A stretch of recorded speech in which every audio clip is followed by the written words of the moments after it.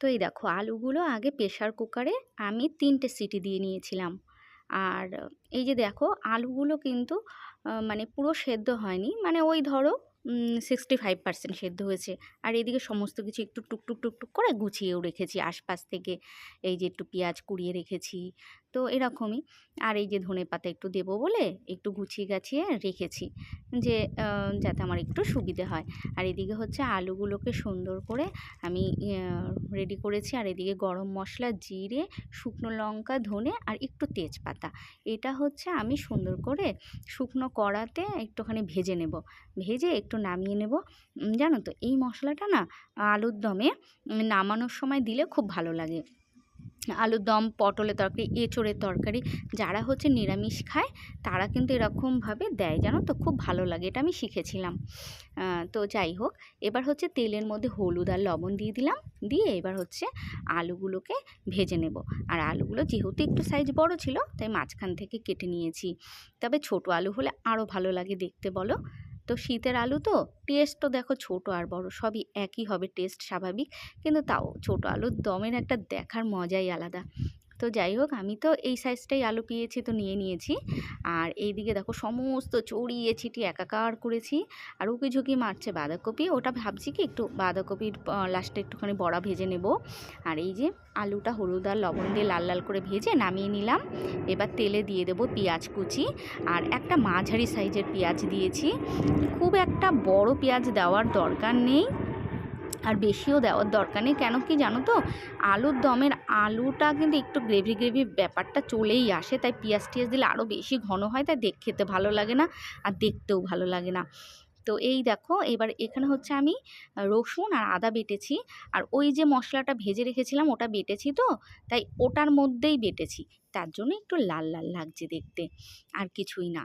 কি বলো তো, যে কোনো তরকারিতেই মানে বিশেষ করে এই যে আলুর দম, এঁচোড়, আলু পটলের তরকারি, এগুলোতে একটু যদি পেঁয়াজের মাপটা কম দেওয়া যায় তাহলে কি হয়, গ্রেভিটা খুব একটা ঘন হয় না, দেখতেও ভালো লাগে, খেতেও ভালো লাগে। আর এইবার হচ্ছে দিয়ে দিলাম টমেটো কুচি, মটরশুঁটি, ২-৩টে কাঁচা লঙ্কা ফাটিয়ে দিলাম, আর একটু লবণ দিয়ে দিলাম। ব্যাস, এইবার হচ্ছে আমি সুন্দর করে কষিয়ে নেব। এবার টমেটো আর তোমার হচ্ছে মশলা সমস্ত কিছু যখন কষা কষা হয়ে যাবে, পাশে আমি একটু গরম জলও বসিয়ে দিয়েছি। যে গরম জলটা হোক, যে কোনো তরকারিতেই না গরম জল দিলে ভালো লাগে। আর এখানে একটু দিয়ে দিলাম হলুদ। ব্যাস, আর কি। এইবার হচ্ছে দিয়ে দেব আলুর দমের আলু। বিশ্বাস করো, কি বলবো, এরকম আলুর দম এই শীতের দিনে, আহ, পিকনিকে যে কি মজা!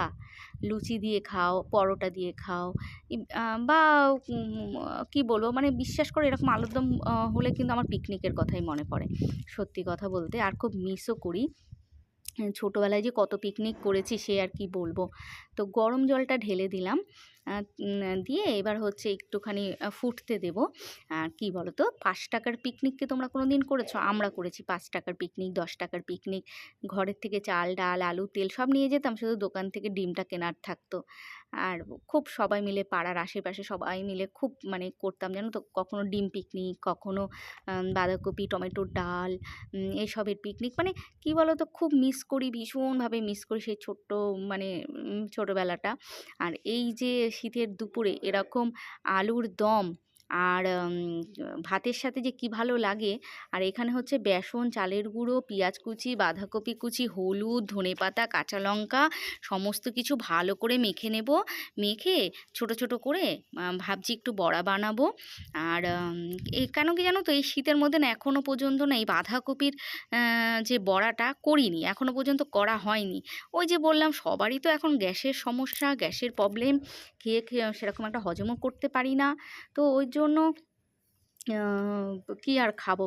তাও ভাবলাম যে চলো এখন একটু আছে যখন করি, তার জন্যই করলাম। আর এই যে ভাজা মশলাটা যেটা আমি বেটে রেখেছিলাম ওটা এবার নামানোর সময় দেব। আর বিশ্বাস করো, কি যে ভালো লাগে এই মশলাটা দিলে। মানে যারা নিরামিষ খাও তারাও কিন্তু এই ভাজা মশলাটা দিতে পারো, সঙ্গে দিতে পারো ঘি। আর তো যাই হোক, আমি কিন্তু এটা দিলাম, আর সঙ্গে তো ধনেপাতা দিয়েছি। আর এবার হচ্ছে নামানোর পালা, এবার হচ্ছে নামিয়ে দেব। আর এটা কিন্তু গরম গরম ভাতের সাথে খুব ভালো লাগে। আর তোমরা যদি চাও যে লুচির সাথে খাবে, পরোটার সাথে খাবে, তাও কিন্তু খেতে পারো। খুব ভালো লাগে জানো তো? ভালো লাগে বলতে, বলতে তোমাদের দেখাই। এখানে বিট, গাজর আর তোমার হচ্ছে আমলকি কেটে রেখেছি। এটাকে এখন বানাবো জুস, আর সবাই মিলে খাবো জুস।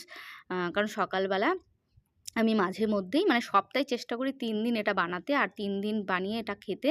কারণ কি শীতের মধ্যেই তো পাওয়া যায় আর দামও কম, তো খাই। আর তোমরাও পারলে এটা খাবে, এটা ভীষণ ভালো। আমার চ্যানেলে এটা দেওয়াও আছে, তোমরা দেখতে চাইলে একটু দেখে নিও।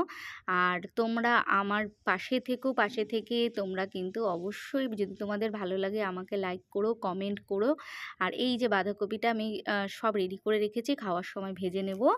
আর এই যে আমি পেস্টও বানিয়ে নিয়েছি, বানিয়ে এবার হচ্ছে ভালো করে এটাকে বড় ছাঁকনি দিয়ে ভালো করে এরকম হাত দিয়ে চেপে চেপে ভালো করে জুসটা বের করব। আর জানো তো এই জুসের মধ্যে শুধু একটু বিট লবণ মেশাবে, আর বিট লবণ মিশিয়ে খাবে, দেখবে খুব ভালোও লাগে জানো তো।